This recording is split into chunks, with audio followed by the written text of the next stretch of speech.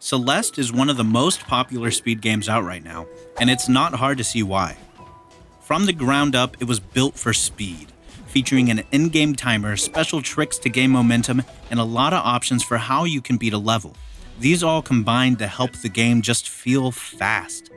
But sometimes, speedruns aren't all about speed. Sometimes speed is only the first stage of mastery in a game. Sometimes, players look for a far greater challenge. And that's what I'll be telling you about today. The pursuit of achieving something legendary, and the one man who did the impossible.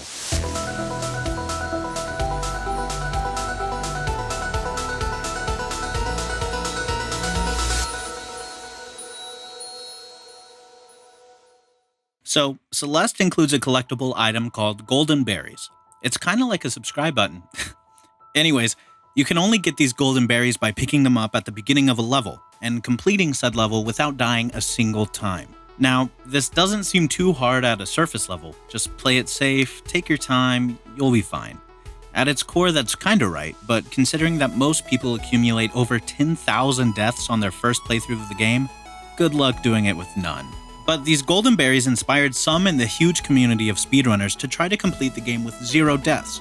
And soon after the game's release, players started to run any % deathless. This run simply is just getting to the end of the 7th level, the summit, without dying. However, it didn't involve collecting the golden berries, as those only unlock after beating the B-side of the 8th level, which we'll get to later. But it was still a tough challenge for any casual player. The first 2 chapters of the game are pretty easy to do deathless.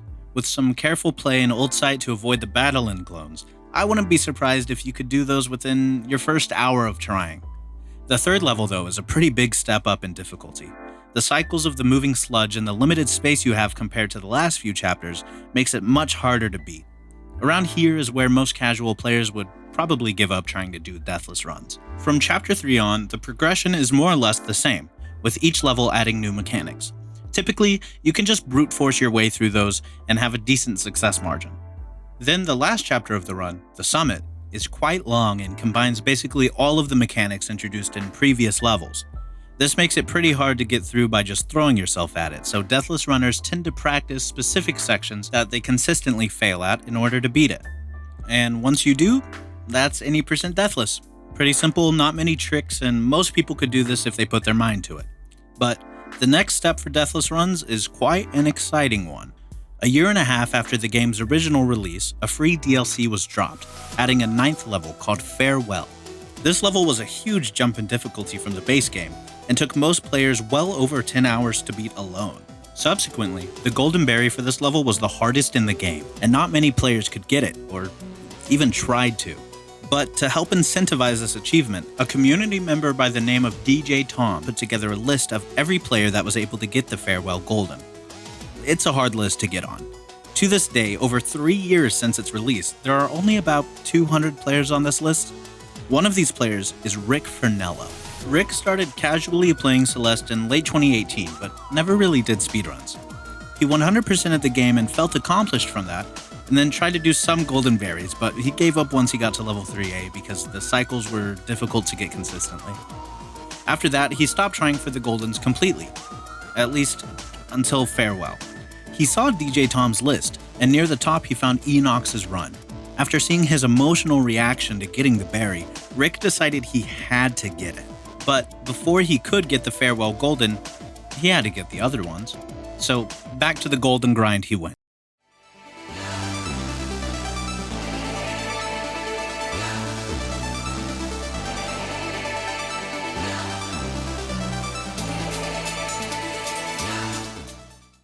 And with that out of the way, he finally started the grind for the Farewell Golden Berry. Now, what makes Farewell hard is a bit different than the previous levels. For the other ones, there were definitely some difficult sections, but the main challenge is the length of the level. But for Farewell, it's not only the longest level, but also has some of the hardest screens in the game. The chapter adds a few new mechanics, like most before, in the form of a jellyfish parachute and exploding fish. These are both quite a bit more fluid than the other objects in the game, which means that it's a lot easier to mess these up, aka die. And the final screen of Farewell is one of the longest and hardest in the game, taking people sometimes hours to beat the one screen out of 100 total in the level. And there's an extra moonberry to get by going backwards after you beat the screen. All of these things together make this the hardest chapter to consistently beat without dying. It took Rick 6 hours to beat it for the first time, no goldenberry. And that's pretty impressive. After another 70 hours of struggling through the 100 screens, he was able to get the goldenberry, becoming the first Brazilian and the 31st person worldwide to do so. After that achievement, Rick found his love for the grind of Celeste Deathless and decided to start running any percent. Honestly, this was light work, as Farewell Golden is much harder, so he pretty quickly moved on to doing all C-Sides Deathless. The B-Sides and C-Sides are extra levels you can get if you grab the cassette tapes in the normal levels. And you might wonder why he'd do the C-Sides before the B-Sides, because the C-Sides are much harder levels than the B-Sides. Basically, the C-Sides are hard but short, so the overall run is about 10 minutes compared to the Deathless B-Sides 50 minutes. And it's a lot easier to not die for 10 minutes than for 50. And by a lot easier, I mean a lot easier. It only took him like 2 hours to beat C-Sides Deathless for the first time. There's not really much to say about it. But the B-Sides, however, those were a completely different monster. It didn't take him 2 hours, nor 2 days, nor 2 weeks, but 2 months to beat them. Other than the time-based difficulties, the B-Sides are also just hard. It takes every challenge from the any percent route and just kind of multiplies it. The wind in Chapter 4 is even more of a nuisance than in the A-side. The Mirror Temple Seekers are even scarier and so frustrating. And the core's ice and fire is way more confusing. But by now, Rick had put hundreds of hours into the game and was dedicated to the grind. So eventually, he was able to clear all B-Sides Deathless.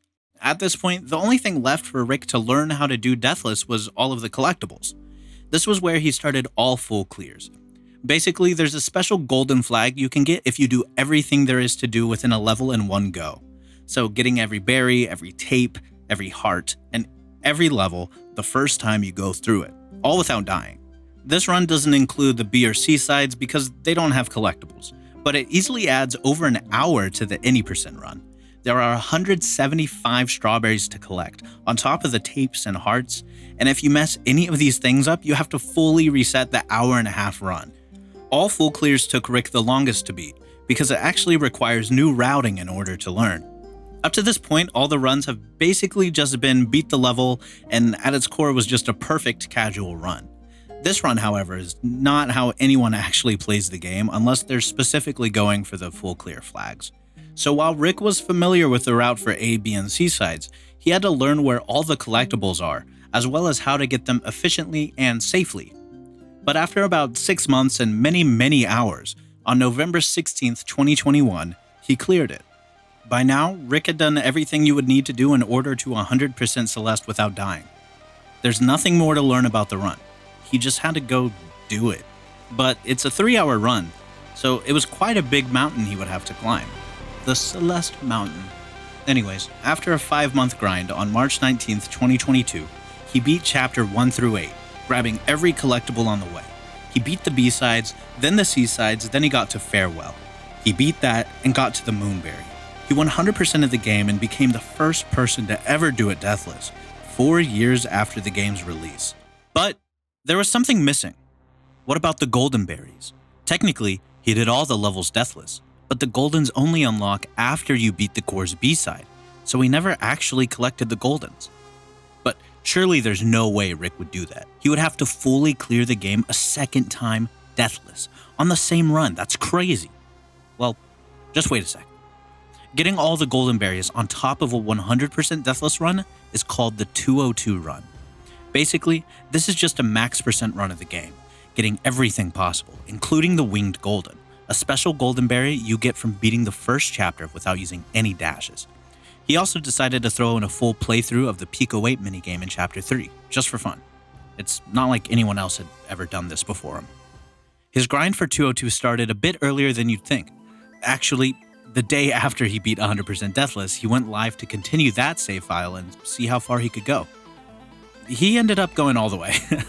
He had to start a new save file to learn the Winged Golden, but technically, he max percented Celeste Deathless, which is kinda insane considering how he just did his first 100% Deathless run the day before.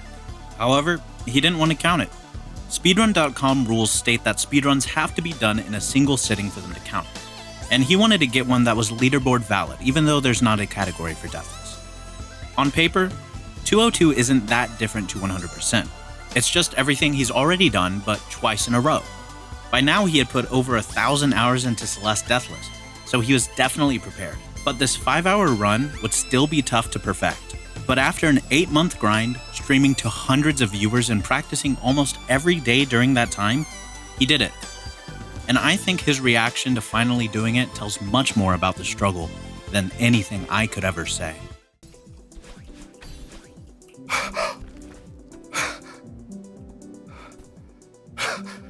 It's over.